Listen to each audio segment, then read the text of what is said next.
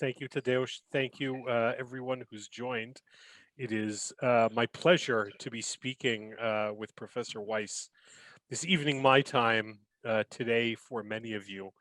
And certainly the listeners here are interested primarily in how we can relate Dr. Weiss's narrative, her personal memoir, to larger and broader issues.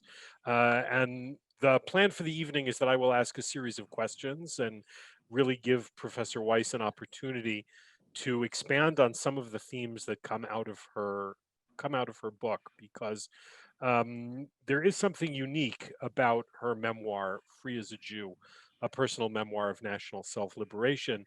As we discussed in our preliminary conversation, it's not a very personal memoir. It's not a very it doesn't get into the kind of gut-wrenching emotional sides of the human condition, and much more raises issues, public issues, about the role of scholarship, about the relationship between diaspora and the state of Israel, about the role of Yiddish in contemporary Jewish culture.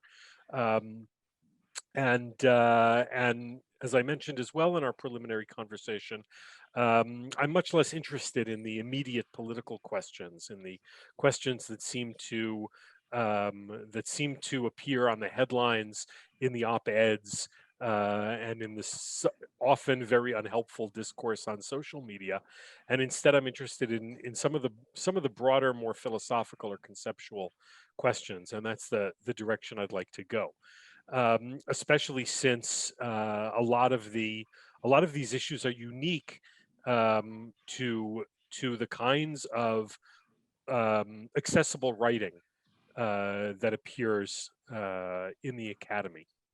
The first thing, one of the issues that struck me as I read your book from a young childhood in Europe, fleeing from what later became the Holocaust and the Nazi invasion, and afterwards really to a life of the mind and a life of Jewish community afterwards. I'm struck by the relationship between individual biography and political and communal ideology, which is really one of the themes that comes across. How events in your life relate to the things you believe in beyond the academy, the place that you think the academy plays in the larger intellectual and cultural life. And particularly, if you could say something about how you yourself as an individual, but maybe more broadly, how people's ideological commitments and cultural commitments might stem from their personal biographies. Well, it's a question that, of course, was uppermost in my mind as I was writing this book, because as you so rightly say, I did not want it to be a tell-all kind of book. I don't know whether I will ever write such a thing, but there is much to say on that ground. And it was sometimes very hard to keep those subjects in the background. But yes, I did want to use my life as a kind of way of talking about the development of Jewish culture during my lifetime. And some things came as a surprise to me in relation to your question. For example, I've always thought of myself as an extremely independent person, independent-minded. As a matter of fact, sometimes to a fault, I like to go against the grain. If I see where the grain is, I kind of say, well, wait a minute, I'm not sure I want to be a member of the herd. But writing this, I was really struck by how much I had been formed by the good fortune of my life, thanks to my parents. The first of it was, of course, rescuing us from Europe, that my parents had the good sense and really the courage to leave in such a hurry, and the good fortune of coming to Montreal, which my mother, I think, perceived could become for her the Vilna of the St. Lawrence. You know how Jews always called their cities by something. So Vilna, where she grew up and where she was born, and that's her formative city and my father's as well, because that's where he studied. So for them, Vilna is called Yerushalayim Delita, the Jerusalem of Lithuania. Well, when she came to Montreal, she saw that there was a section of Montreal which was culturally Yiddish, culturally could be an extension for us of Vilna of a kind. And to some extent, she found it there. My parents found it there. They moved to the sector of the city where it actually existed. And she created it there as well, because she was not just passive in relation to going to things like the Jewish Public Library or registering us in a Yiddish day school, or supporting the Yiddish writers of the city, or subscribing to all the Yiddish journals or cultural events that she possibly could, et cetera, et cetera. She really became, my younger brother and I sometimes called it a salon. She opened a literary salon in our house. Whenever there was a visiting Yiddish writer, she would bring this writer into the home. And we would have the good fortune of meeting these people. So you see, when I grew up, all of this was just given. It was just there. I never thought about it in the terms that we're discussing it now. It was just the life that we lived, the school that we went to, the things that we were exposed to. But in the course of time, of course, I realized that this was quite unique. And by the way, very short-lived, because I think that what I'm describing is possible only for one generation. In North America, this felt very vital for that first generation, because it was the first generation that was coming out of a religious experience, or coming out of a deeply, deeply and completely Jewish environment. So for one generation, this could sort of continue, and especially since after the war, there was a tremendous influx of people who had survived the war and came to Montreal, and then really began to participate and enlarge this culture. So you had a cultural community that was really solid. And as I say, in writing the book, I realized the degree to which I was really formed by that outlook. It's not that I didn't rethink it all in my own terms. It's not that I didn't go out and explore much more broadly. But the truth is that in writing this, I came to see that when all is said and done, these are many of the same values and many of the same ideas, principles, texts, through which I was raised. And I don't know what part of it to emphasize. Let me just give you two examples. Is this a good way to proceed, do you think, Yoel? Okay. Yes, absolutely. Okay. Well, then let me give you two examples. Aesthetically. So there was a Yiddish theater in Montreal. Sometimes there were people who actually did local Yiddish theater, but also Montreal was a community where Maurice Schwartz and where anyone who was performing in New York would want to come with a theater company. So we were exposed to a lot of Yiddish theater. Well, I found it very schmaltzy. I found it, it was too much. It was so much emotion. And when there was a speech that everyone sort of agreed with, the audience would begin to clap and so forth. At the time, this was not my aesthetic. However, in Montreal, there was Hertz Grossbart, who was, I think one would call a diseur. He would do one-man shows, one-man performances. And I had never, and I don't think I have ever since, seen a literary performance that was so beautifully crafted. Now, his records are available, so people can listen to what he does with Yiddish poetry. But he took Yiddish poets like Itzik Manger and Eliezer Steinbarg, and he actually made them popular because of the way in which he found a way of reciting or presenting their work to an audience. Well, he was amazing. On a bare stage, he would put this table with one lamp and with no props. And he could go on for just, I don't know how long. It was amazing. And it formed my idea, you see, of the difference between what I thought was too schmaltzy and what Yiddish presentation could be. Something so spare, something so precise, that used comedy so well, that used tragedy so well, and so that was Herzgrossbart. And then thinking about it today, something came to mind that I had forgotten all about. I thought about passion. Okay, I was a kid and then a teenager, and I was, very passionate in my time. But I'll tell you, I have never seen anything as passionate as one moment at my parents' table. One of the couples that had come after the war were Sima Davang and her husband Felix Davang.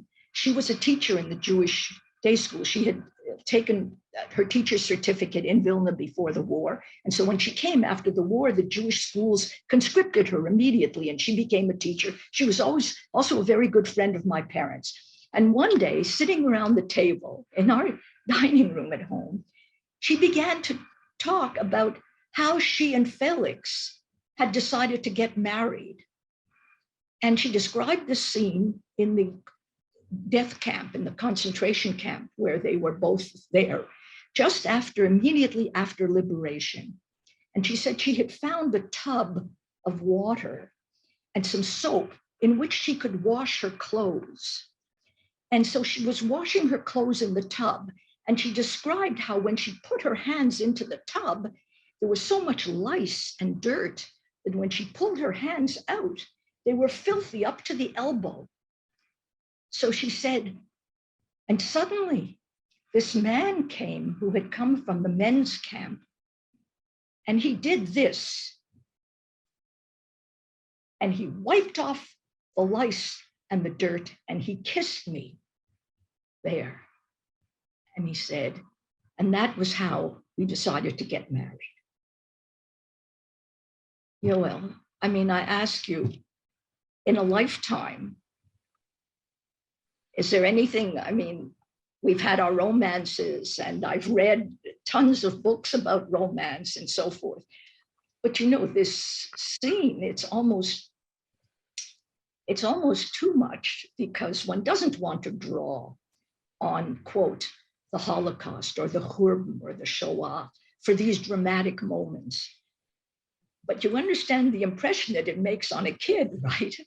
So that's exactly what I'd love to follow up, because you're pointing in the direction of two aspects of Jewish practice and Jewish identity and Jewish culture that are central not only to your own biography, but to what you articulate as core Jewish values that ought to be enforced and encouraged within the broader Jewish community. And the first of those is what our mutual friend Moshe Capel calls Judaism as a first language. Something that's so common and taken for granted and part of the language and part of the core experience of family and community that you can almost never escape it. It comes naturally. It's instinctive. And you also talk about these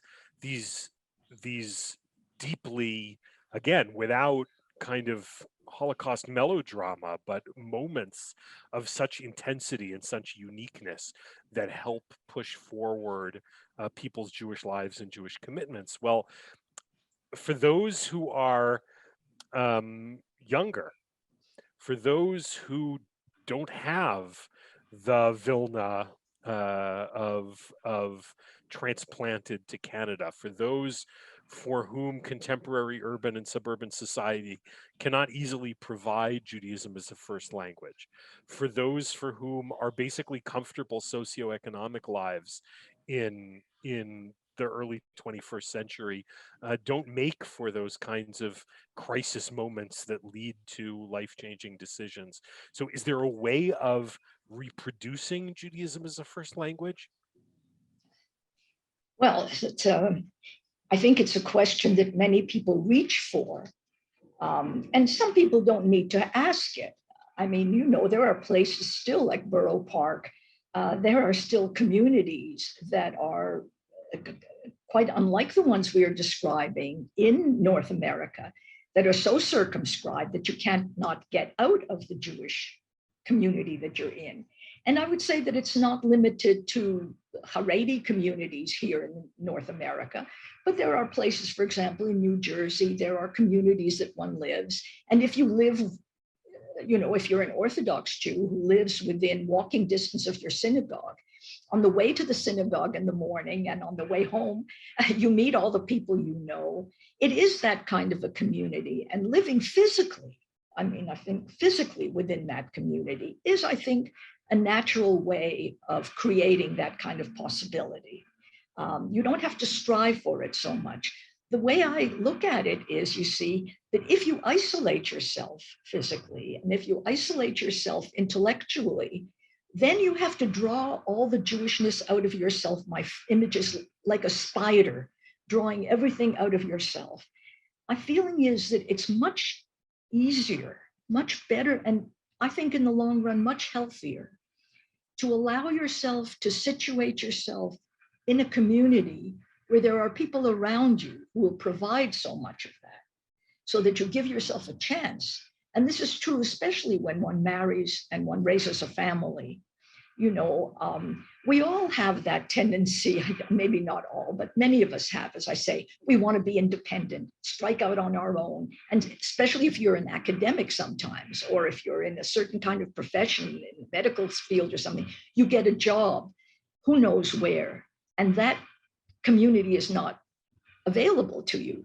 But I would say the first answer to that question is, if you're a young person and you are really interested in what you're talking about, if you really want to create that for yourself outside of Eretz Yisrael, then of course the first thing to do is to find yourself that community.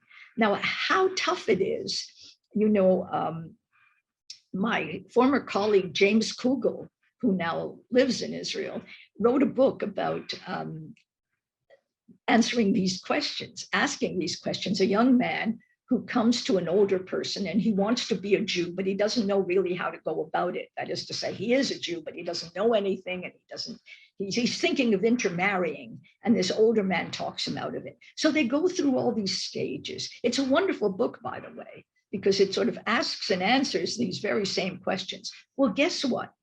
Theoretically, he gives it's a wonderful book. It tells you what to read and how to go about it and how to think about things and so on. But when it comes to choosing a synagogue, actually making the choice to put yourself in a community, wow, does that become difficult?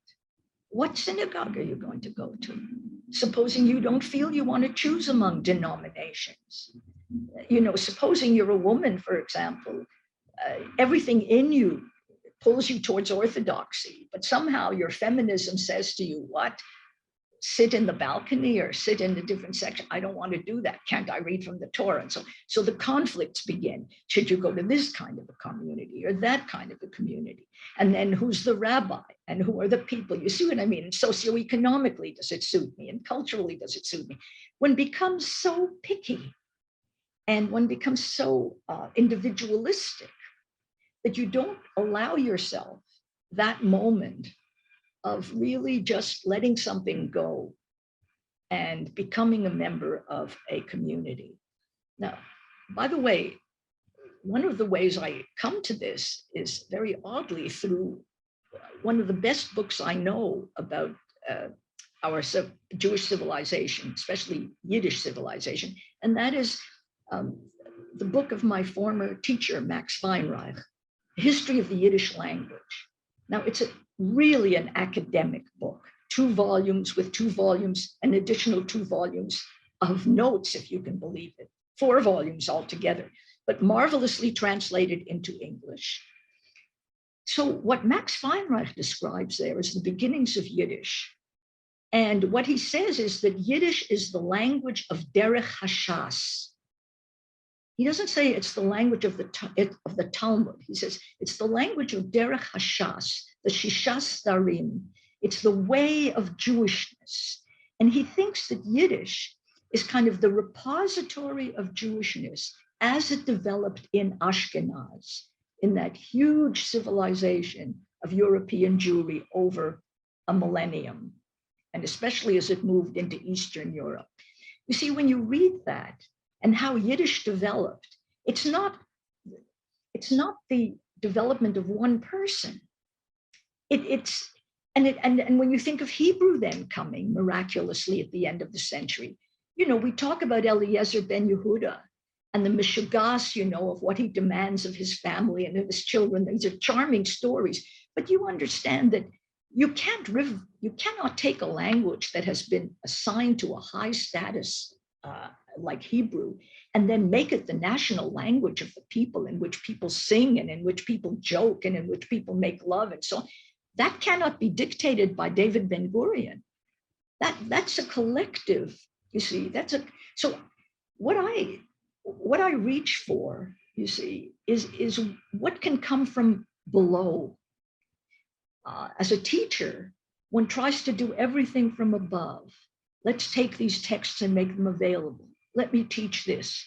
This is so wonderful, I have to share it. Now, all of that is wonderful. And of course it has to be done through education and through, now the more and more informal media and so forth. But you see, ultimately, this is something that Jews collectively have to live by. And if you really believe as a Jew that you want to live as a Jew, I think you have to, whether it's in college or at any point post-college, but certainly when you're beginning to set up a life for yourself, you really have to suspend something of your individuality and allow yourself to become a member of a living community.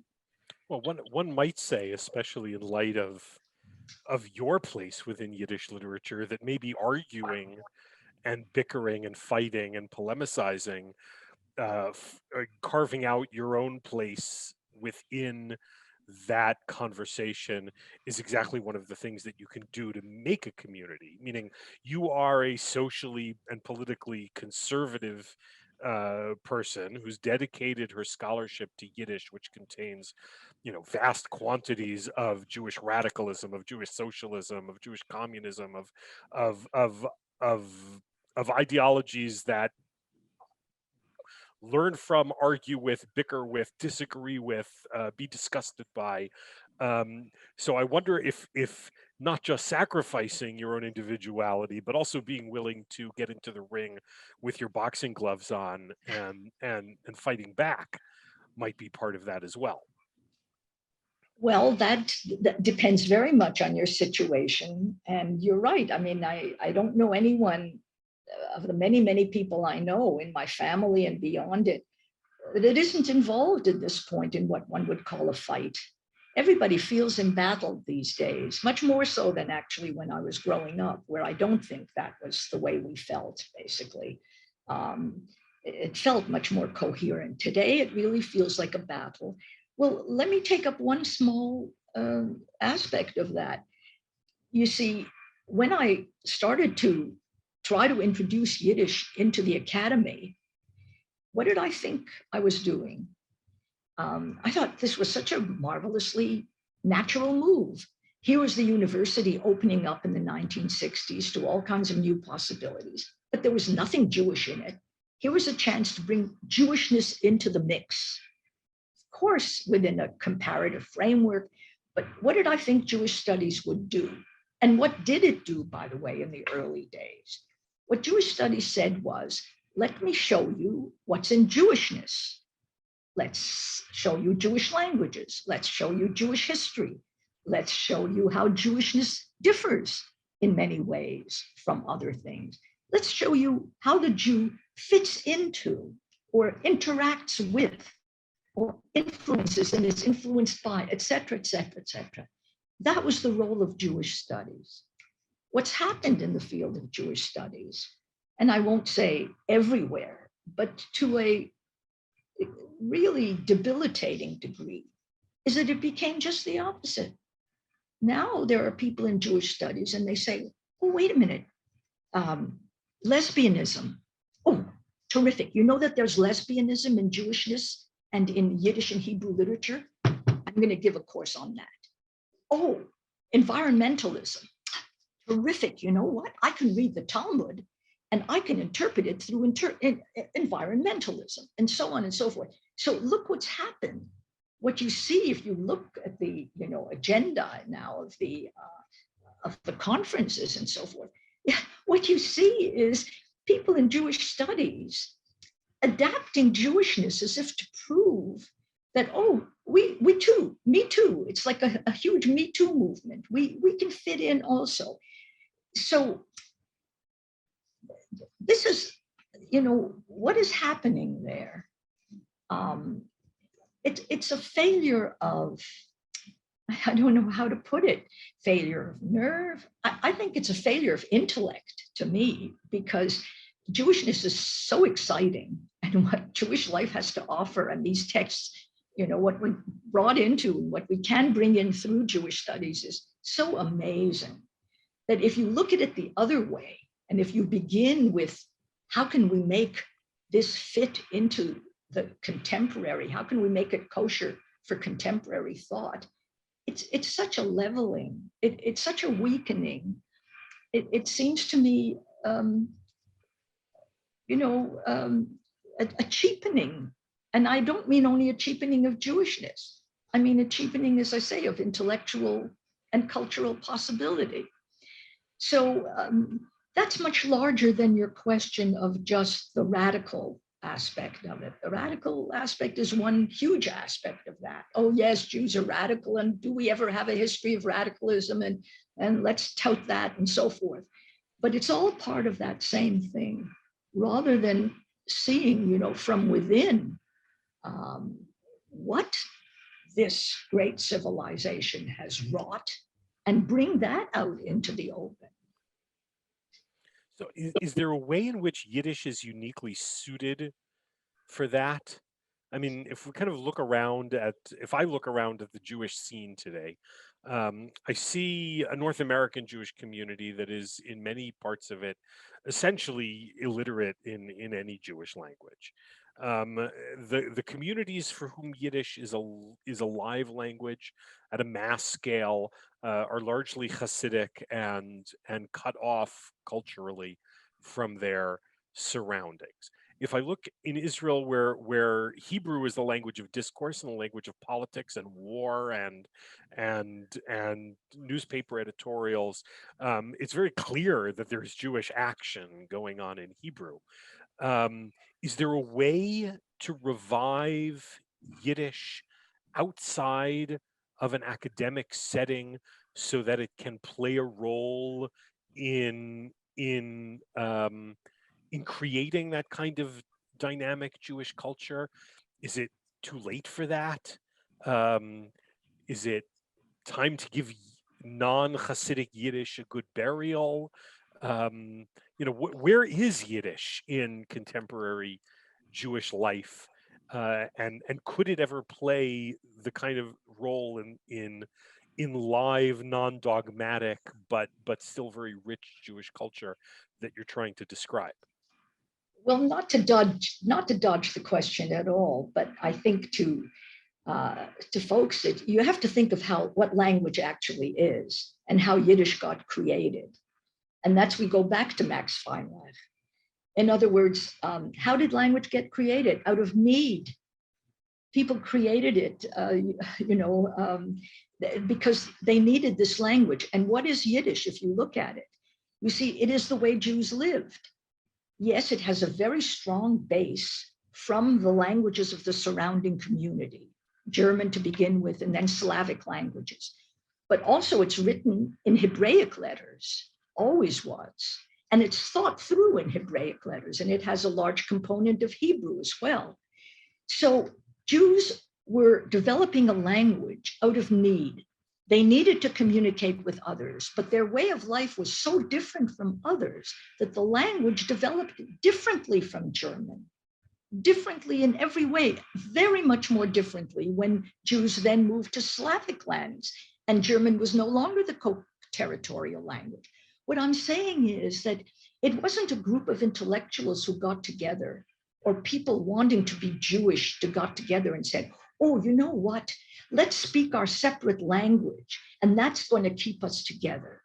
Come on, that's not organic. That's not the way life is lived. So now in the United States, it's true, one has little communities, very precious communities, and some of these people are very sweet and they do amazing work. Yes, and they say to themselves, I'm going to speak to my children in Yiddish, and we're going to have 5 families together, and we're going to live here in this community, and we're going to live together in Yiddish, and it's going to be our Yiddish world. It can be done, but that's not what we're talking. We're talking here about a living people. And Yiddish was the language of the Jewish people. It was the language of everybody. You see, in 1939, more people spoke Yiddish than have ever spoken the same Jewish language at any time in history. There were almost 10 million people who used this language on an everyday level, at whatever level they spoke, you see. So now you have people at the fringes, those who want to withdraw completely from the surrounding community, who use Yiddish as a way of ghettoizing themselves. And then you have others who are desperate to hang on to some kind of Jewishness that isn't this and isn't that and isn't that. And they make Yiddish into a kind of what? A tool. So they're very good because then they become translators and so on. I mean, these people are important to the field of Yiddish, but it's not what you're talking about. It's not. It's not what's happening in Israel organically, where where Israeli Jewishness now and language and merger of Sephardi and Ashkenazi to a point where I'm not sure you're ever going to be able to tell, what's kitniot and what isn't kitniot any longer, things, and by the way, to jump a little bit, that's why many young people move to Israel. When they can't find what they're looking for, they mostly don't go into a Yiddish-speaking community or try to form one in some way. What they say is, I know where I'll find what I'm looking for. I'll move to Israel, and there I'll be surrounded by Jews. I'll be living a Jewish life, and whatever I choose to do, I'm not the one who's going to have to create it. It's going to be there for me. I just have to live within it, you see. And so that option is now there. And interestingly enough, I think that it's almost flipped. I mean, this brings us into a whole different subject. But, I was reading essays I was reading sort of coverage of Thomas Friedman when he became when he took on the job as a New York Times correspondent in Israel in the 80s, the early 80s. You know what the subject was? Everybody wants to leave Israel and go to America. Oh, how horrible is this? The efflux of talent from Israel. What's going to happen? All the good people are fleeing and so on. I kid you not, you can look up these articles. Today, this past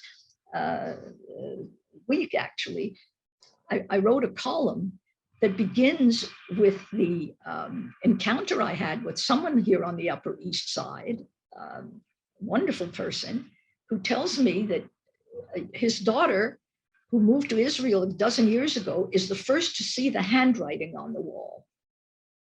I'd never heard this expression in this sense. I said, what do you mean the handwriting on the wall? So he says, well, Jews have always been thrown out of whatever countries they felt comfortable in. So I say, you think that she thinks that it's the time come now for Jews to move from America to Israel the way they're moving from Russia or the way they're moving from France? He was surprised by that. I was surprised. He was surprised that I was that this surprise. But you see the flip in so few years from worrying that from worrying that there's nobody going to be left to turn out the lights in Israel, the way they used to describe it, to now, thinking that, goodness, are Jews really giving up on this country and saying that they have to leave here because, and sometimes not just because they're being driven out, but because they feel that, where's the juice? I mean, you see where the Jews are, but where's the juice in the Jews? And if it doesn't feel strong enough for those who need that, they just say, why should I raise my children here and worry about this all the time? Well, that gets into another theme that appears periodically throughout your book, which is, told in the first person, but raises broader ideological and social questions about the relationship between Israel and diaspora. There's no term we can use here that's going to be neutral to describe it at all, but you talk about your experience in the Hamish parts of the community in Montreal, your short-lived but certainly committed attempt to try Israel as a more permanent home, your increasing frustration with Jewish intellectual and ideological life in North America. Is there a model that you see for ideal Jewish diaspora relations today? Is there something that you'd like to see happen? Do you think, what would it take to get to what you'd like to see happen? What a wonderful question. I'm not very good at prescription, I have to tell you. I find myself much more comfortable with analysis of what is than with prescribing. But I would say that I've thought about this, of course, quite a bit. Look, I think that Israel is the homeland of the Jewish people. It's therefore the responsibility of the entire Jewish people. So I feel that I am responsible for doing everything that I can do and that I should do to secure the state of Israel, whether that means political work in this country, which has to be different from what it is in France and Britain and everywhere else, depending on where you are.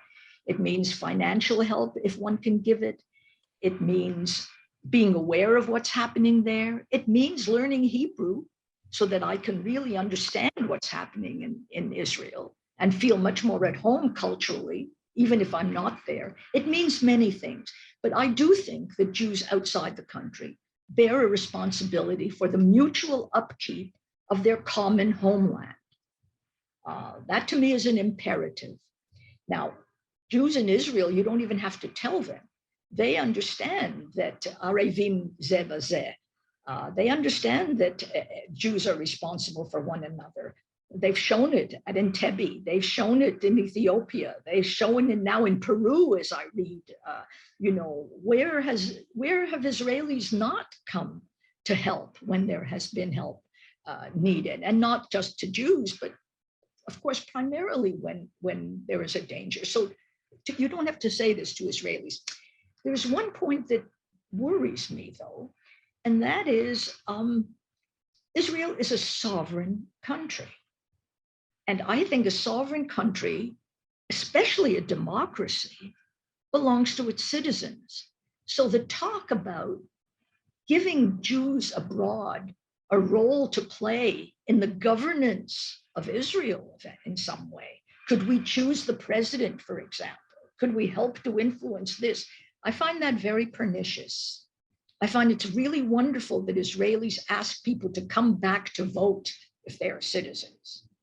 I think protecting the rights of the citizenry to make its own decisions and not be influenced by people who live elsewhere, I think that's the balance here between that I would like to see understood as the difference between a sovereign country with political independence and with its citizens making all the important decisions, and the tremendous responsibility that Jews everywhere feel and have for the upkeep of a common homeland.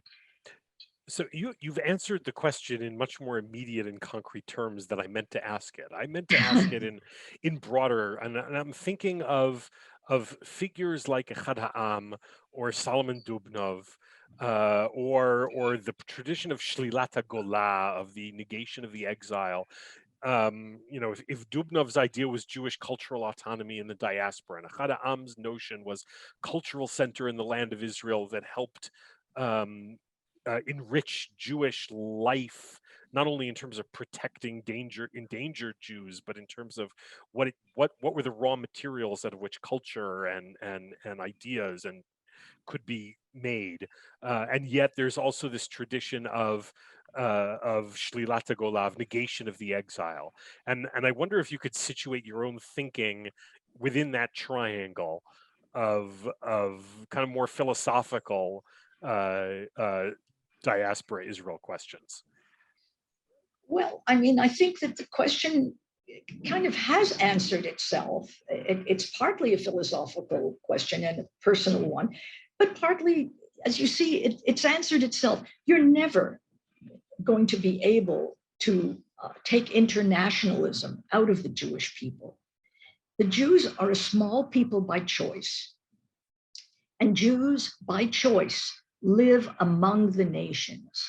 As much as Jews are a nation, and as much emphasis as we place on the national aspects of being a Jew, which are very strong, to the same degree, we have never not lived among the nations. Coexistence is part of the Jewish DNA. Now, we are very different from other peoples in that respect, and we don't say enough, and we don't understand enough the way in which Jewishness is innately different. And I'll just give you one example. In most other nations or religions and something, see it one way or another. Either you can't become one of us because we are ethnically who we are, and of course you can't become a member of our ethnicity, or everyone has to be like us because we are a universal religion. And until everybody is a Christian or anybody is a Muslim, I mean, the word cannot be redeemed. Look at the Jews, neither one nor the other. Such a balance. Anyone who really wants to can and does become a Jew.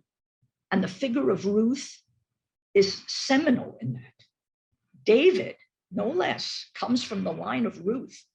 So look at that as an example of ethnicity, you see. So anyone who wants to can become a Jew. That's on the one hand, but not everybody has to. We've never asked everyone to become a Jew. Yes, there's been more proselytizing, less. That's not the point. But we know that we're not out there to make everybody Jewish. We're out there to perfect the Jewish people as a way of, if we can become more perfect, then that's a way of perfecting the world. This is a balance which I think is unique. So that means that we feel perfectly comfortable being among the nations. And of course, somebody who grows up in Israel and who wants to be at the forefront of, I don't know, whatever's happening in Denmark, let's say, right? Because let's say the most advanced research in X, Y, or Z is happening there. He wants to move there. It's going to happen. Jews are going to move out and back.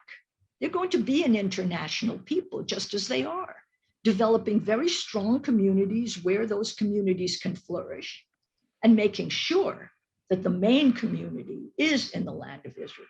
That tension, if you wish, is the healthiest thing about the Jewish people. And I think that one ought to see it as that. One ought to see it in terms of its flourishing health. So I'm keeping an eye on the clock, and I want to make sure that we open things up for questions. But there's one tangential question and one incident you describe about books that I want to talk about, because after all, we are a library. The first somewhat tangential question, which I started jotting down all kinds of thoughts in the margins as I was reading this, was a conversation you describe with a professor of yours about the responsibility for thinkers and philosophers and visionaries for the mistakes that their followers made. And the two examples you bring are Nietzsche and Jesus.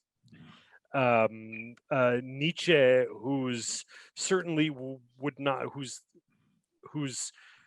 would not have thought that, that Nazism was a fulfillment of his own particular version of romantic individualism, and yet there were Nietzschean ideas, uh, romantic ideas that drove Nazism, and Right. Jesus certainly would not himself have been a fan of many of the things that were done, particularly to Jews, in his name.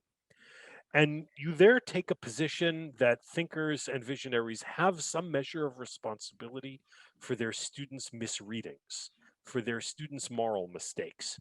And I thought that was a really intriguing statement. And I wonder if you could flesh out for us why you think that's the case and what you think the limits of that might be.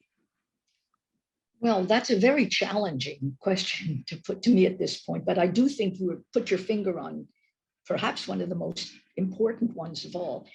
Again, I think that one of the geniuses of Judaism, and by the way, of the Federalist Papers, as I read them when I was coming to become an American, is that you think in terms of worst case scenario. And that's what's so brilliant about a lot of Talmudic thinking. And that's really what's so brilliant about American sources. If you read those sources, you think in terms of worst case scenario, and then you don't make those mistakes. So this is what some people would say, that this is a conservative way of thinking. Well, of course it is, because a conservative way of thinking knows that you want to conserve the best before you take a chance of changing the world for the better and making it that much worse. First, do no harm, and so I would say that that's the key. So I don't know to what extent some of the great thinkers have ever considered that aspect. I'll give you a very low version. You talk about Jesus and Nietzsche, which is really the way to look at the subject. But I'll tell you what I saw at the university and bring it home in that respect. You see, when affirmative action became a subject at Harvard during the years I was there, I never allowed it to be called that without challenging it. I said, this is not affirmative action. This is group preferences. And what it creates is what it has created. It inevitably has to lead to minority tensions, to ethnic identity politics. It leads to identity politics. I mean, you could foresee, I'm a nobody. I could foresee every bit of harm that this wonderful policy is going to do. I could see that it isn't remotely possible that it should bring about what they thought it would bring about, or an improvement in the lives of the people whose life needed improvement, a kind of, quick start to all the problems that slavery had created in America. They thought that it was impossible to think that, it seems to me, by any clear thinker who would think in terms of what this is actually going to bring, how it's actually going to work when you start really not looking at people. And by the way, when you throw out what had been achieved at such cost, just a few years earlier, the Civil Rights Act had been enacted. Just a few years earlier, this is completely contrary to the Civil Rights Act. It goes completely against the Civil Rights Act that looks at every person irrespective of race. So you see what I mean? Now, do I hold these people responsible or don't I? It's a big question. I don't want to hold them legally responsible. And I don't even know whether I want to make a moral case. But for God's sake, intellectually, they have to admit to the realities of what they have to admit how one thing led to another before it can be corrected. So you see, asking for that correction is not trying to beat somebody down to say, I'm right and you're wrong. It's nothing as cheap as that. It's just that in the evolution of society and of social norms and of improvement, you have to admit where things go right and where things go wrong. And there is where your question is really so important. So kind of segueing the law of unintended consequences, I want to make my last, it's not even a question, it's just a highlight, an incident you describe, which is the law of intended consequences. You describe in your memoir an opportunity as you were developing Yiddish as a topic of study in McGill, an opportunity to buy a large library, Yiddish library in New York. And you immediately jumped at the opportunity, more or less buying it sight unseen, without giving thought to the logistics of what would it take to ship a warehouse full of Yiddish books from New York to Canada. And if we're talking about the intended consequences, I think there's something wonderful in that story about, especially in the context of a library event, in which you saw this as a small and initial step to something that later became, really has become a wave since then, whether it's through the Yiddish Book Center, founded by, as we were talking about previously, a student of yours, whether it's in initiatives of the National Library of Israel, together with the Yiddish Book Center and other bodies, to create a universal catalog of the 40 or 45,000 Yiddish books that have been published. I think that's an incident that really exemplifies the idea of kind of one small and a little bit impulsive act that ends up kicking off something much larger and much more significant. So I wonder if you could say anything a little bit personal about what it felt like to get involved in that, and then we can open it for questions. Oh, well, that's very kind of you to take what was one of the most catastrophic, one would have said, decisions that I ever took, and turning it into such. But it's really Aaron Lansky that, turned that lemon into lemonade, you see, because he was there when all of this was happening. And what Aaron saw, I think, basically was that there was no marketplace. You see, he saw that what I had tried to do was to get a library for McGill, basically, and then get books enough so that my students should then be able to study from Yiddish texts. We didn't have enough texts. It was before Xerox could make such things available. So he really created this fantastic marketplace, right, where you have a place where people can bring the books which they no longer are using, where people can then buy books when they need them. But even more so, look at what's happened thanks to technology, and thanks to all of you getting together and doing this, made it available now through technological means, so that the physical book is no longer the only thing that can serve us all. So that kind of worked out pretty well. I don't think I would have liked to repeat that idea necessarily, but I'm really grateful. I'm truly grateful for the cooperation, in particular, between the organizations that make this accessible. And and it's very touching to see that that libraries now can exist wherever they are needed. So this has been a really fantastic and enlightening and informative discussion, at least for me. I certainly learned a lot. And I understand from the tech people that there was a little bit of a glitch with the chat. So we're going to take a risk and open people's microphones to ask questions. My one request is that if you have a question you'd like to ask and you get your microphone opened, please keep it succinct, short, sweet, and to the point, so that these questions can get we can have opportunities both for answers and for other people to ask questions as well. Thank you, Yoel. I will just add one thing, that if anyone would like to ask, please raise your hand, then I will be able to unmute you. And the first one in line is Sarah, and later Miriam, please. Thank you, Dr. Wisse. My question is an earnest one. What can lesbians and environmentalists do to enrich rather than cheapen Jewish culture? I think whatever they do is, you know, I don't see that there's any, how shall I say, what is the problem? In other words, what enriches the one adds to the other.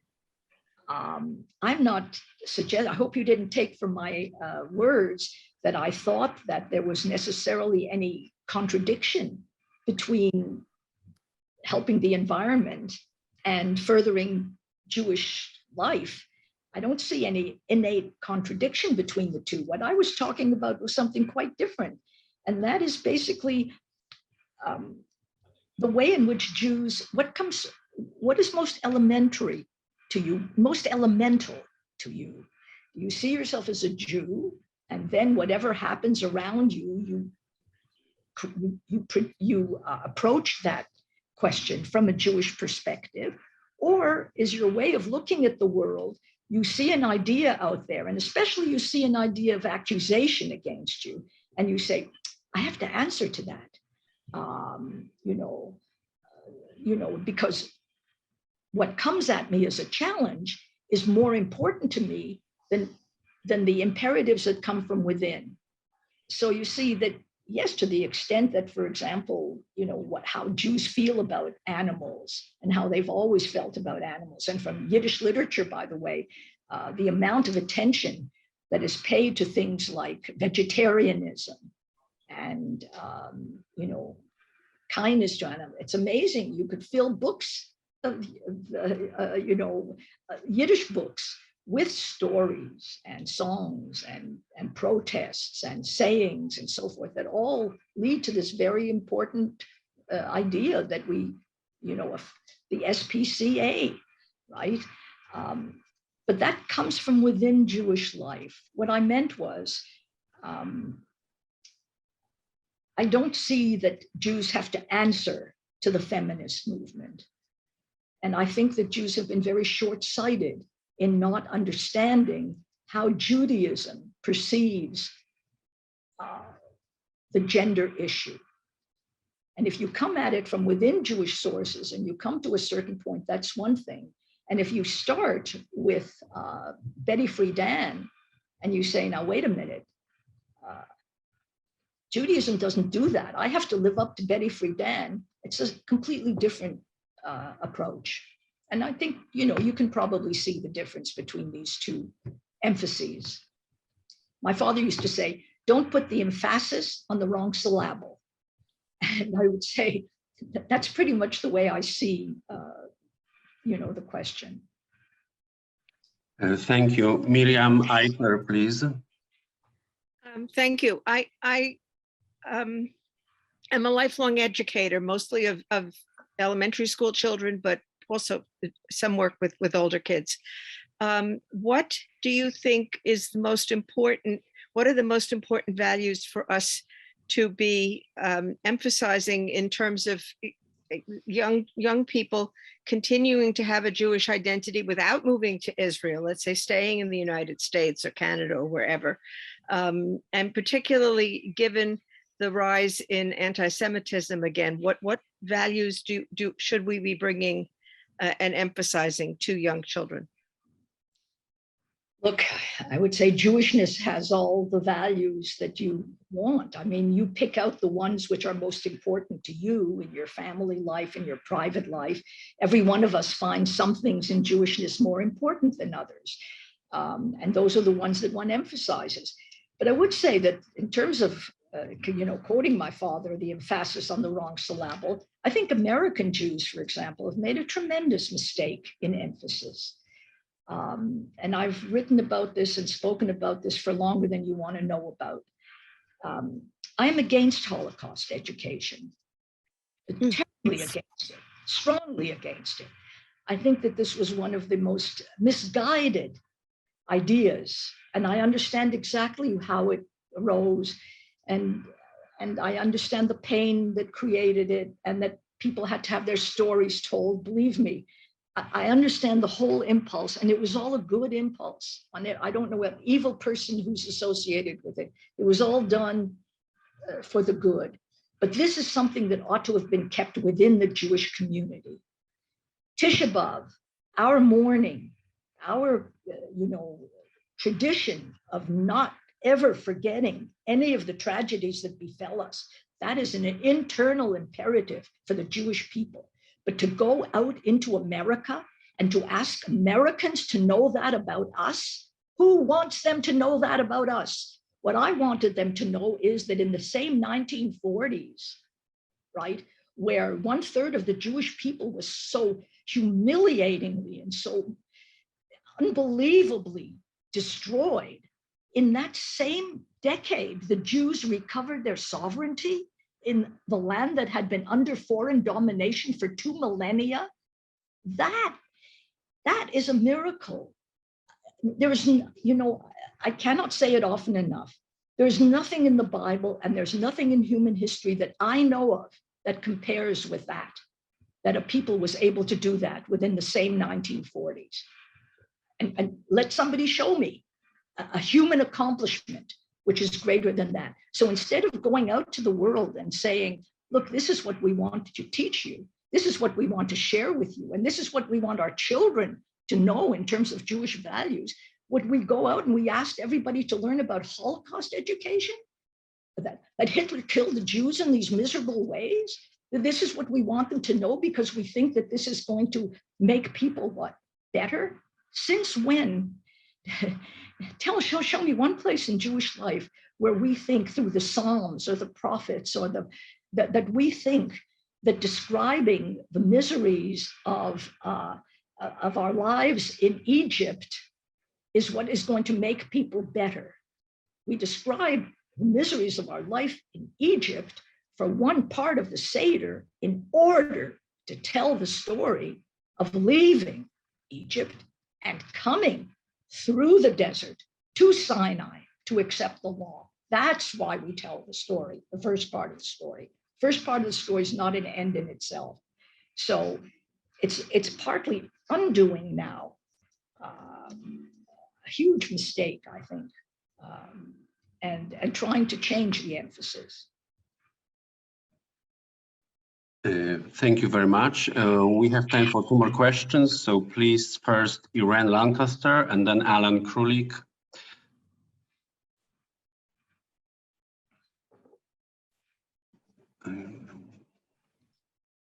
Alan, please. The question I was going to, thank you, Ruth, for what you've done. I was thinking about revising Judaism. You were talking about the theater, like in Montreal, that like Dora Wasserman and her daughter revived the Jewish theater, trying to bring back Yiddish. Do you think that's the right approach to revive the Yiddish language? Well, I don't think that that they were doing that necessarily to revive the Yiddish language. Firstly, they were doing it for their own pleasure, I hope, which it certainly was, and it gave pleasure to a lot of others.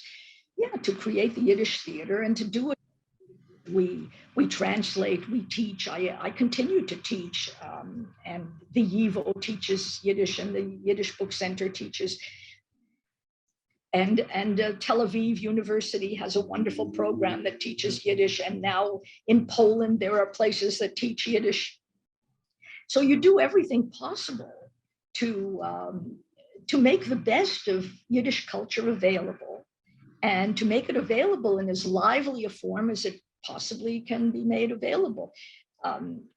I don't see, frankly, what that really has to do with reviving Yiddish. If you could revive 6 million Jews who spoke Yiddish, you could revive Yiddish. I don't understand what the concept of, quote, reviving Yiddish is. It's no secret that the revival of the Hebrew language it is a feat that is unparalleled also in the history of linguistics, and that Hebrew has become the unifying language of the Jewish people in time and space. That is the national language of the Jewish people. Yiddish is extraordinarily important for all that's in it. It's a language that those of us who speak it love. We would love to share it more. but I can't understand the concept, frankly, of reviving Yiddish. It seems to me a strange thing to say when you know how Yiddish was murdered. Thank you, Ruth. And last question, please, Irene Lancaster. Yes, Irene Lancaster. Oh, that's, hello then. Irene, you are unmuted, so. Oh, is that better? Is that better? Hello, right. Yes. I just wanted to say, Ruth, thank you very much for your talk. As you know, I'm speaking to you from Manchester in the UK. I think everything you said, I'm sorry, I'm not really going to ask a question. I just want to say everything you said, as somebody who's taught at university myself, is completely correct in my view. There's nothing I disagree with you about, particularly academia and the responsibility. What I do want to ask, and it's probably an impossible question, I'm sorry about this, but I mean, how do you see, apart from communities, which I agree with you about, living in a community, do you see, what do you see as the way forward in 50 years generally? I don't mean necessarily just in New York or California or even in Israel, for the Jewish people who seem hooked, certainly in my country, on fitting in and doing these Holocaust memorials that both of us are so much against.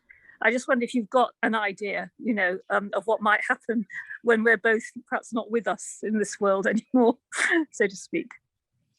Well, you know, I don't, my outlook is very optimistic.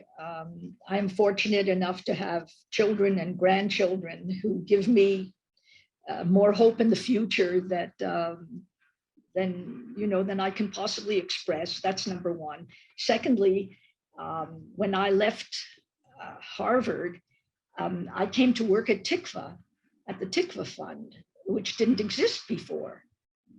The Tikva Fund has been for me like a lifeline, and not just for me, but it has grown and grown. And it now has a very serious extension in Israel. Now, I don't name the Tikva Fund only because it's that I want to promote, but I raise it in answer to your question. Here is a phenomenon that didn't exist. It exists because of some people who decided that what one needed was a serious form of learning, which responds to the idea in conservatism that the first rule of any civilization is to make sure that you convey its goodness, its sources, its values, its being to the next generation, and that you do it at the highest possible level. So, you know, here are people who are dedicated to doing that at every level, and new people come on board. So, I only tell you that when you're part of something that is working so well, yes, in a minor role, perhaps in the great scheme of things, but that's how all good things begin. And there are many such great initiatives, some in the political realm, some in the cultural realm. I see them all around. And here I would like to say that I think they will prevail. Yeah, Tikva is marvelous. I agree with you. Fantastic. And so sorry, I just don't want this to end before my saying that, if you had asked me years ago, what's my idea of heaven, if you have an idea of heaven, I would have said the Judaica reading room of the National Library of Israel. That's the only idea of heaven I ever entertained. I was never in a place that felt to me so absolutely marvelous as the Judaica reading room of the National Library of Israel. So for that, among other things, I am so very grateful. And I'm sure that this National Library that you've built is even better. Well, that's a perfect way to end this interesting, thought-provoking discussion. And I want to thank Dr. Wisse and to Deosh behind the scenes, and invite everybody to keep on the lookout for other National Library of Israel events, discussions, talks, lectures, etc. Thank you so much. Thank you.